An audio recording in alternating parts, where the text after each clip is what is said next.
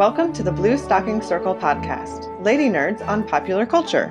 We're your host, Kat, B, and Gricel. This is Minisode 31.5, Follow-Up and First Impressions. And before we jump into our follow-up and first impressions, we want to welcome back Gricel. Yay! Back in her co-host duties. Thank you for having me back. We're excited to have you back.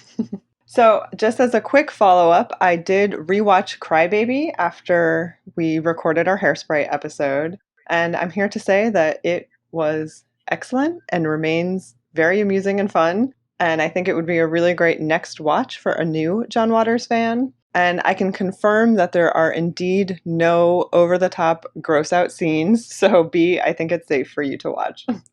That's very good to know.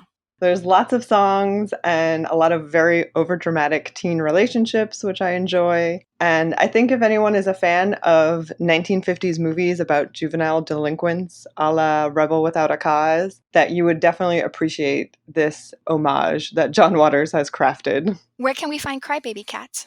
Crybaby is actually streaming right now if you have Amazon Prime. Oh, okay. That's convenient. Yeah, you can go and watch it. I don't think it's anywhere else. I watched it on DVD, but I did notice it's also streaming. I highly recommend watching and enjoying Johnny Depp in all of his glory. It's really the best Johnny Depp role that I can think of. And we had some feedback on our Hairspray episode on Twitter. Jane Isn't My Name said that her mom also used to straighten her hair with a regular old iron. So that's really fascinating to me.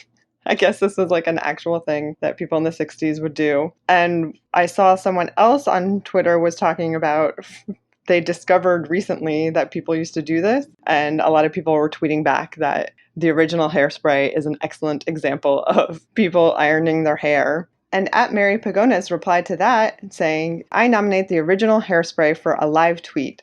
So if that happens and people are watching Hairspray and live tweeting it, I would love to be a part of that. I think that would be really fun. Kat, be the change you want to see in the world. Why don't you post that live tweet? Maybe I will. Maybe I will. So I had a random follow-up, and this is not necessarily to the episode, although I love Hairspray and I really enjoyed listening to you guys talk about it. But when you guys were asking Amanda about her OTP, it was kind of like a giggle snort moment for me because she mentioned that she loves Dragon Ball Z and Bulma and Vegeta. And I hate Dragon Ball Z for reasons, but my boyfriend has made me watch it a few times, and I love to tease him and tell him that Vegeta's name is Vegemite. It's a weird inside joke between us, and that he is a bad man, which Dragon Ball people will know what that means. I have no idea what that means, but I'm glad you were able to get a laugh out of that. Probably don't want to. I have follow-up too. So during the pandemic, HBO Go was making a selection of movies and TV shows free to everyone without having to log in or anything. And one of those movies is Detective Pikachu. So I actually saw it the other day and it was indeed very, very cute. Highly recommended. Isn't it delightful? It is very delightful, yes. I'm going to have to check that out because I was never a huge Pokemon fan, but I heard such good things about Detective Pikachu, so I'm very interested. It's kind of like Roger Rabbit, but with Pokemon instead of cartoons. Yeah, it's a good comparison. I went in with very low expectations and came out very happy. Nice. Well, you sold me with the Roger Rabbit reference, so... Okay, so if that's it for our follow-up and feedback... we can jump into our Cat Catches Up segment.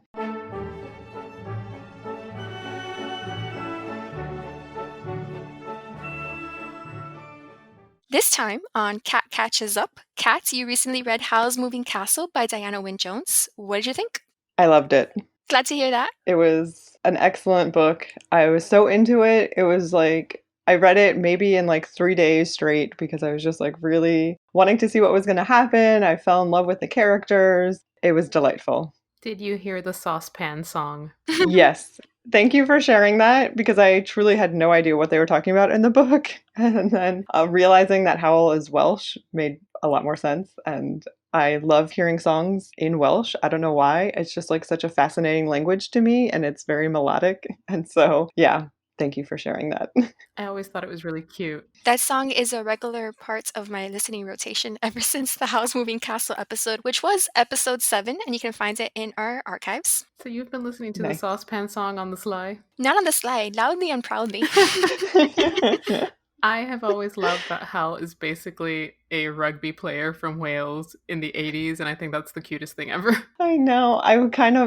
So I actually didn't get a chance to watch the movie. I look forward to watching it, but I would also sort of be into a live action version of Howl's Moving Castle, and like to see him as sort of that Welsh rugby player would be pretty delightful to me.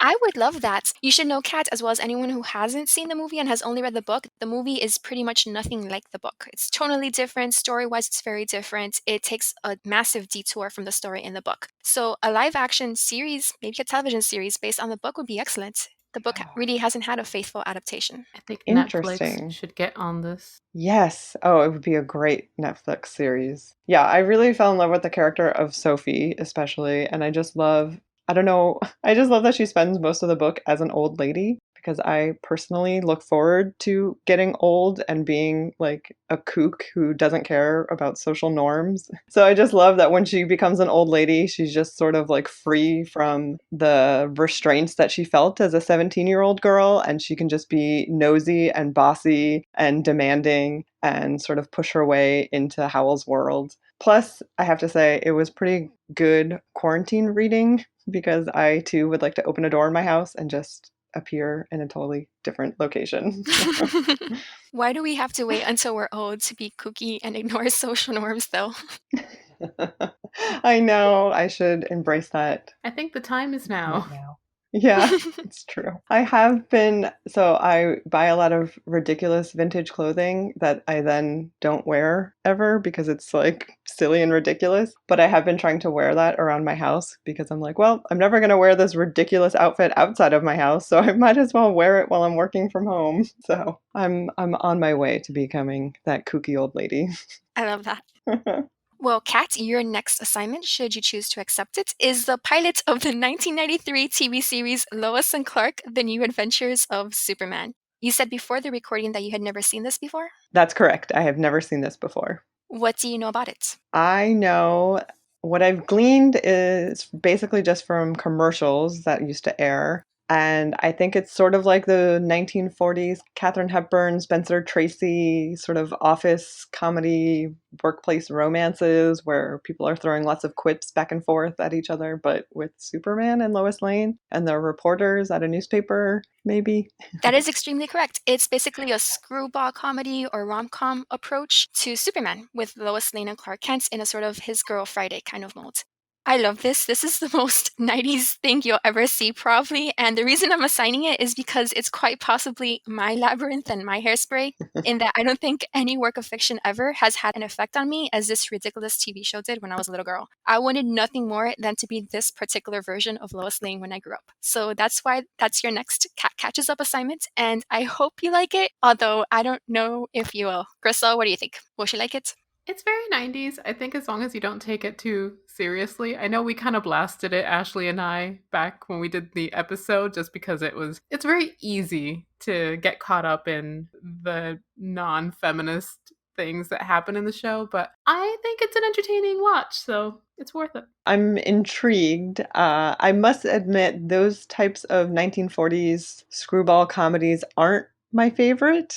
So that type of genre is something that I'm wary of, I would say. But I'm curious about this enough, and I do like Terry Hatcher, so I'm excited to see her as Lois Lane. She's my favorite Lois Lane, and I regret nothing. You can hear all about Lois and Clark, The New Adventures of Superman in episode 8 of this podcast, which was called Superman the Seminar, and also in the next minisode as Cat Catches Up.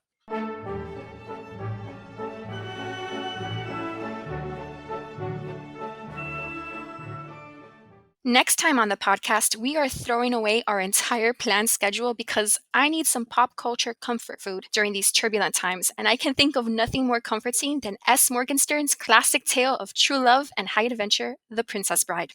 We will be covering both the 1973 novel by William Goldman, which longtime listeners might remember is my favorite book of all time, and also the equally brilliant, though tonally different, 1987 film adaptation, which was also written by Goldman.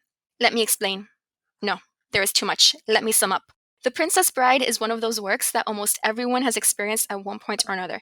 Not to mention that it's constantly quoted by everyone everywhere, including me just now. So, Kat, you're not a complete newbie this time, but tell us your experience with this book and or movie. This is one of those movies that I feel like has just been on in the background at different parts of my life. I would say I've never sat down and fully paid attention to this movie, but I have seen it and sort of watched scenes from it. For some reason in my mind, this movie and Never Ending Story were just like the go-to movies when I was in high school and middle school for when there was a substitute and they just needed to put something on to keep us busy. So I remember sort of having it on, but not really paying attention because I was talking with my friends or something. I definitely have no knowledge of the book because I didn't even realize the movie was based on a book until a few years ago. Ooh, interesting. I'm excited for you to read the book. It's very different from the movie and much more adult, I think. An adult satirical look at the story as opposed to the movie, which is a children's fantasy. Gricel, you've seen this. You own this. I own multiple copies and have seen it too many times. So I have a deep love for this film. I don't have a deep love for the book, as I've tried to read it a couple of times and have utterly failed to get past the first couple of chapters. So we'll see. We'll see indeed.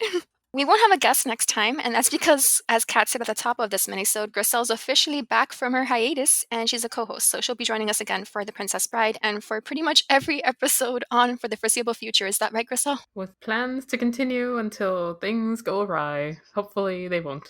Woo! I don't think the world could go more awry than this. I know. So grab a chocolate-coated miracle pill, and I think we could all use a miracle pill these days. Tell the dreamy farm boy to fetch you that pitcher, and watch out for those ROUSs. Rodents of unusual size? I don't think they exist. Then join us next time as we read and watch The Princess Bride. Episode 32, The Princess Bride, will be released on May 1st. In the meantime, you may find us at thebluestockingcircle.com and on Twitter, Tumblr, Instagram, Pinterest, and pretty much everywhere at BlueSockCircle. That's Blue, S-O-X, Circle. Email us at thebluestockingcircle@gmail.com to join the conversation. We are also available on Apple Podcasts, Google Play, Spotify, and YouTube, so please rate, review, and subscribe to help us grow. And seriously, we're all stuck indoors. Please just take 5 seconds to give us a rating on one of these podcast hosts. There's nothing better to do in the quarantine, and it will really help us out. Thank you. Cheers!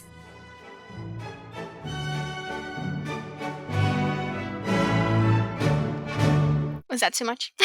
Nope, No. I think it's appropriate. Yeah. I'm not above begging. Yeah. Okay.